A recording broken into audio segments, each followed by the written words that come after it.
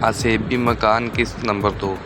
आमना गुनगुनाते हुए बावर्ची खाने में चाय बना रही थी। दोनों ने अभी थोड़ी देर पहले ही खाना खाया था। बाकी घर की सफाई सुथराई कल से शुरू करनी थी। तभी चुपके से हल्की सी आहट के साथ कोई इसके पीछे आ खड़ा हो गया। आमना ने मुस्कुरा कर चाय कप में निकाली और 2 कप की ट्रे में रख कर उठाई और आराम से कहती मुड़ी, मुझे पता है कि आप चुपके से पीछे आ खड़े हुए हैं। मैं अब नहीं डरती जनाब।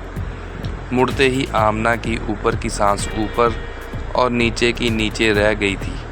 हाथ से ट्रे छूटते छूटते बची। पीछे कोई नहीं था। चंद लम्हे तो इसके मुंह से आवाज़ भी ना निकली। इतना शदीद धोखा तो इसे पहले कभी ना हुआ। तभी सज्जाद कमरे से बोलता हुआ निकला, सीधा इसके पास चला आया। लो भैया आमना, खुश हो जाओ, तुम्हारा लाडला भाई आ रहा है रहने तुम्हारे पास। परसों आएगा पूरे 2 महीने के लिए। जब तक उसकी छुट्टियां ख़त्म नहीं हो जाती। अब तो नहीं घबराओगी अकेले रहने में?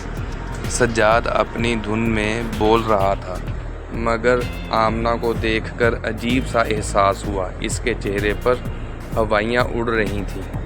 क्या हुआ, ऐसे बुत बन के क्यों खड़ी हो?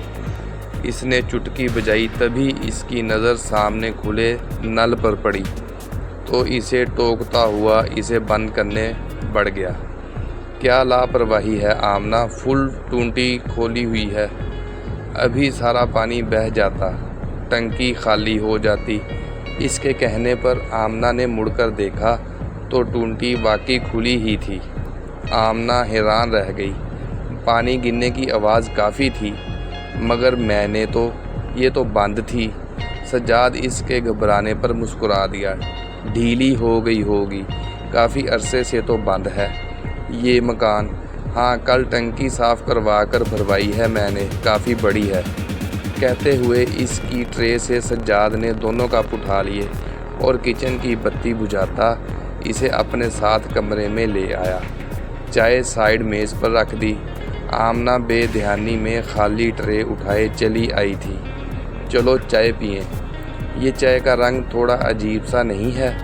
चाय का कप उठाकर वो हैरत से बोला। आमना ने आगे बढ़कर चाय देखी तो वाकई रंग अजीब मटियाला सा सुर्खी माइल था। सज्जाद ने चाय चखी, फिर बुरा सा मुंह बनाया। बहुत बदमज़ा चाय है, लगता है यहाँ का दूध ठीक नहीं। कल से डब्बे का दूध लेकर आऊँगा। मैं फ़्रेश होकर आता हूँ। कप मेज़ पर रखते हुए वो बाथरूम की जानब बढ़ गया। बेध्यानी से बेड पर बैठते आमना ने ट्रे की जानिब निगाह की तो ट्रे के खुश रंग फूलों पर गिरी हुई चाय इतनी खूनी रंग की थी कि जैसे ट्रे पर खून ही गिरा हुआ हो। इसने घबराकर ट्रे बेड पर रख दी।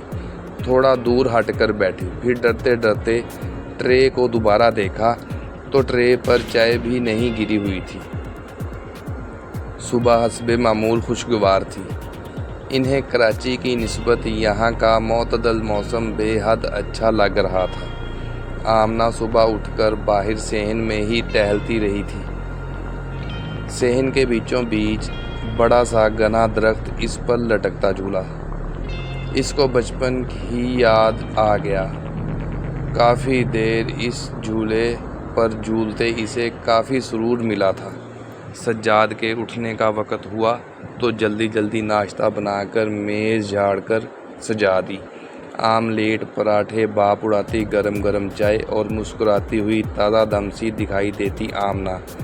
सज्जाद का मूड भी एकदम से अच्छा हो गया था। गरम गरम पराठे का नवाला तोड़कर मुंह में रखा।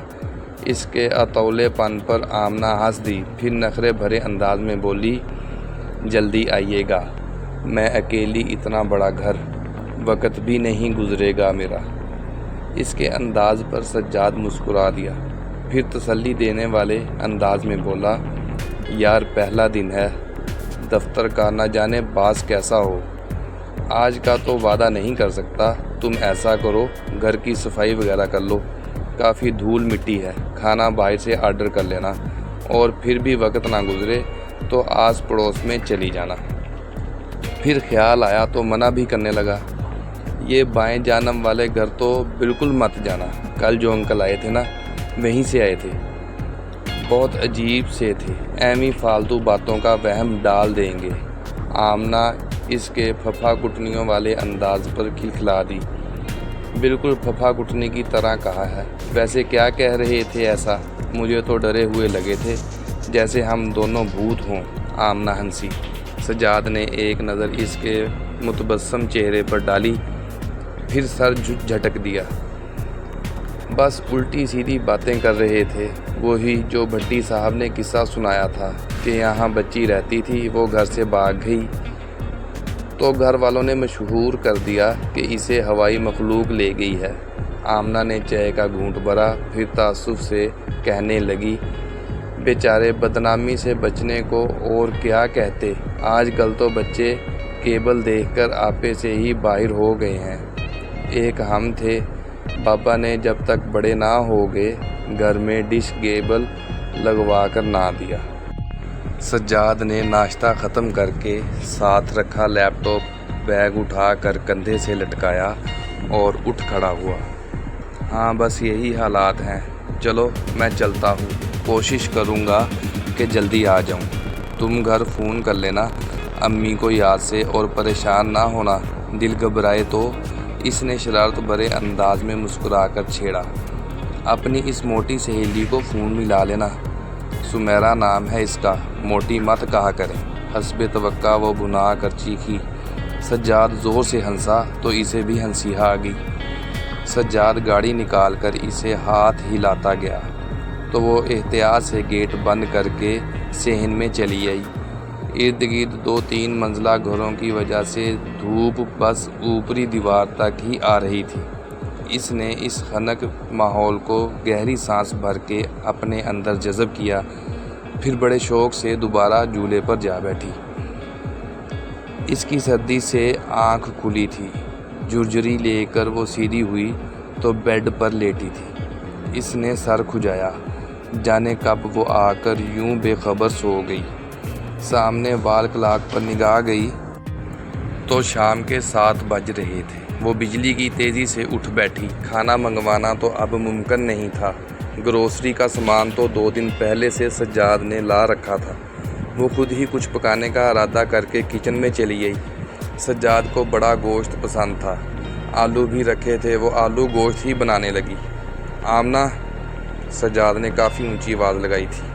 جی، وہ لمحے بھر کا توقف کیے بنا ہی جواب دے گئی، پھر ٹھٹک سی گئی۔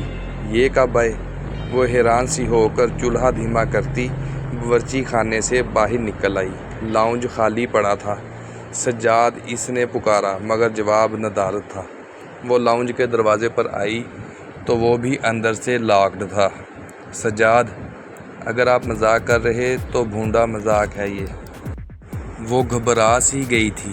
آپ آ گئے ہیں جلدی؟ کمرے کے کھلے دروازے سے اسے تیزی سے کوئی گزرتا دکھائی دیا۔ ایک تو یہ بچپنا نہیں چھوٹے گا، پتہ ہے میں اکیلے میں گھبراتی ہوں، پھر بھی تنگ کرنا ہے مجھے۔